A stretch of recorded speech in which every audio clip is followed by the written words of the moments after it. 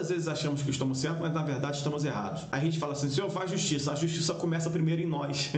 Deus começa fazendo justiça primeiro na gente. Aí dói na gente, a gente fala, Senhor, eu pedi justiça. Deus falou, ok, eu comecei a fazer. Só que eu comecei a fazer na tua vida primeiro, porque tu precisava se consertar disso primeiro. Estes textos que acabamos de ler agora aqui, do Salmo 43, dizem muito respeito ao que, por vezes, as nossas vidas sofrem, ao que, por vezes, nós precisamos combater, guerrear, enfrentar em oração e em adoração. Vou explicar para vocês por que a gente precisa disso. O texto diz claramente aqui, faze-me justiça, ó Deus, e pleiteia a minha causa contra a gente ímpia. Livra-me do homem fraudulento e injusto. Não são poucas as vezes que nós nos dirigimos a Deus em oração, em adoração, em clamor e pedimos, Senhor, faz justiça pela minha vida. Tu conheces o meu coração. Amados, primeiramente, todos nós somos falhos, pecadores, nós não temos merecimento para chegar diante de Deus. Mas quando, a partir do momento em que somos justificados por Deus, através do sangue precioso de Cristo Jesus, a nossa vida é transformada. E quanto mais nós buscamos a presença de Deus, buscamos estar diante do Senhor com sinceridade, obviamente as coisas vão se levantar contra nós. Os inimigos, os ímpios vão se levantar contra nós. Então, é necessário que você entenda que as coisas elas vão aumentar, mas é porque a glória de Deus está sobre nós, é porque estamos fazendo a vontade de Deus. Então, o salmista fala, faz-me justiça, ó Deus. Porque aqui fica uma coisa bem clara. Ele diz bem claro, para mim e para você, a justiça dessa terra, sem chance. Ela será falha. Ela pode até acertar de vez em quando, mas ela é falha. O único que fará justiça de verdade por mim e por você é o Deus Todo-Poderoso, é o Deus justo, o Deus de justiça, o Deus que julga com equidade, ou seja, aquele que sabe exatamente o que é e o que não é, ele julga com equidade. Pois tu és o Deus da minha fortaleza, vamos para a tela aqui, pois tu és o Deus da minha fortaleza, por que me rejeitas? Por que me visto de luto por causa da opressão do inimigo? O que o salmista está querendo falar para mim e para você é o seguinte, Senhor, já que Tu és a minha fortaleza, já que Tu és o Deus Todo-Poderoso, por que eu estou me sentindo rejeitado por Ti? E qual é o sinal da rejeição? Por que o salmista ele se sente rejeitado? Porque ele fala assim, por que me visto de luto por causa da opressão do inimigo? Ele diz assim, Senhor, sabe o que me dá a impressão? A impressão é que eu estou sendo rejeitado. Por quê? Porque eu estou me vestindo de luto. Os inimigos me oprimem,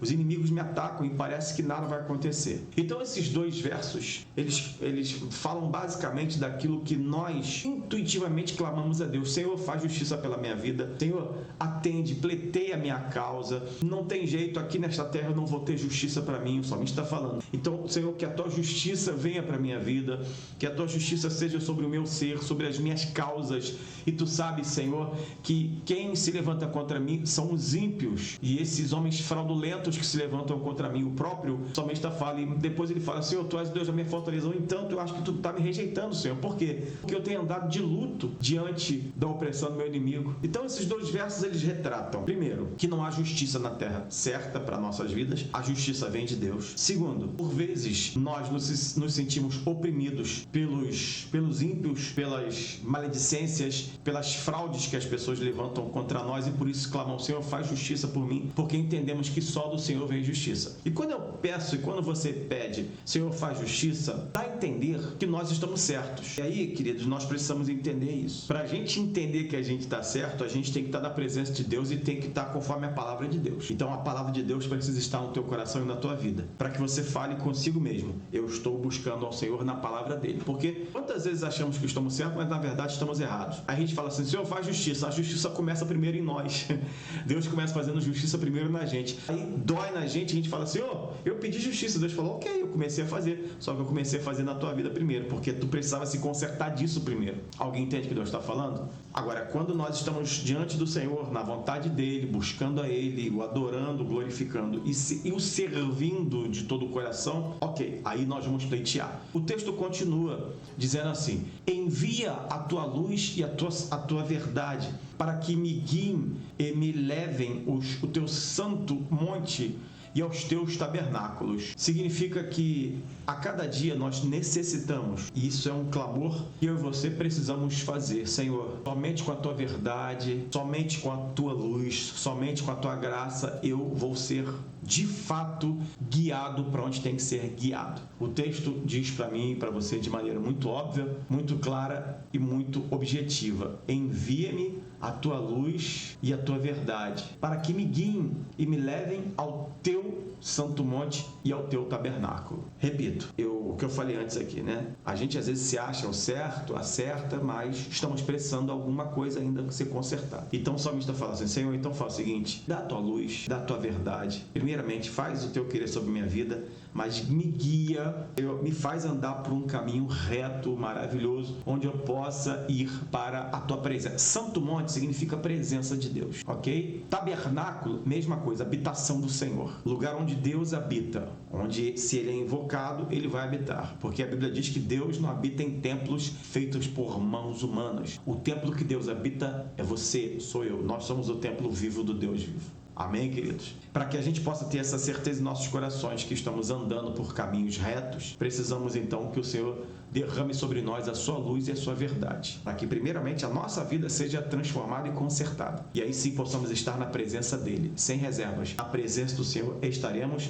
e na presença do Senhor viveremos e seremos abençoados em nome de Jesus. O texto continua falando para mim, para você assim: então irei ao altar de Deus, do Deus que é a minha grande alegria, e com harpa te louvarei, ó Deus meu. Percebam, amados irmãos, que aqui nós temos um cântico onde, primeiramente, o salmista pede justiça, diz que não consegue sozinho, diz que não vai conseguir por si só vencer as pessoas fraudulentas, os inimigos fraudulentos, e ele fala: Senhor, então age por mim, age na minha causa, porque tu sabes do meu coração. Logo após, o salmista fala o seguinte: Senhor, a tua verdade me guie e me leve para a tua presença, e que eu permaneça na tua presença. E agora ele diz claramente: Senhor, eu quero, além de continuar na tua presença, no teu altar, eu quero me alegrar, e por isso eu vou te louvar. Veja, amados, a escala de situações que precisamos cumprir e que não podemos abandonar. E está claro que Deus, então, pede de mim e de você uma vida de louvor e adoração. Realmente, querido, você pode falar: pastor, mas está difícil, você não sabe o que eu estou passando. Obviamente, Deus sabe. Mas à medida em que a gente se aproxima de Deus e está na presença dele, e vive na presença dele, precisamos necessariamente ter uma vida de louvor e adoração. Precisamos necessariamente viver na presença dele, mas o adorando em espírito e em verdade, para sentirmos a presença dele, gente. Você quer sentir a presença de Deus? Eu também quero. Como é que a gente vai sentir a presença de Deus no meio de tudo isso? O adorando e o louvando e o glorificando, buscando a face dele. Você está diante dele? Você está na presença dele? Agora você vai adorar e vai glorificar.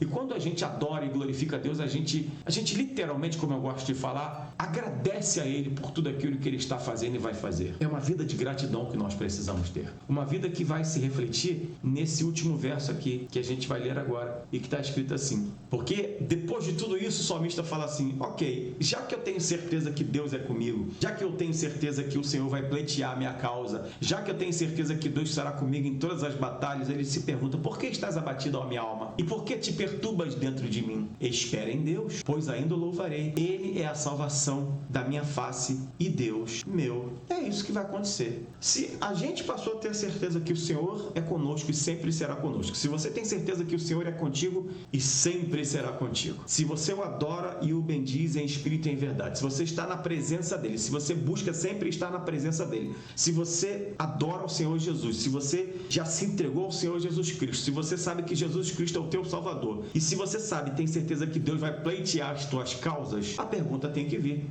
por que você está abatida, alma? Por que você está se perturbando? Você não tem certeza que Deus é contigo? Você não tem certeza que Deus vai agir pela tua vida? Por que você está se perturbando? Espere em Deus e ainda o louvarei. Ele é a salvação da minha face e Deus meu. Completou, né, gente? Fechou com chave de ouro, né? Então entendemos que na nossa vida nós passamos por injustiças, sim, mas essas injustiças são devidamente consertadas, literalmente, por Deus, porque ele vai ao nosso encontro e vai de encontro às injustiças. Ir ao encontro é ir em favor. Ir de encontro encontro é enfrentar. Então, quando Deus vai ao teu encontro, Ele vai ao teu favor. E quando Ele vai de encontro às injustiças, Ele vai contra a injustiça e Ele faz justiça pela tua vida. E aí Ele começa a esclarecer para você que importa que estejamos na presença dEle. Importa que busquemos a face dEle. Importa que estejamos no altar do Senhor buscando e adorando em espírito e em verdade. A presença dEle é tudo que importa para nós.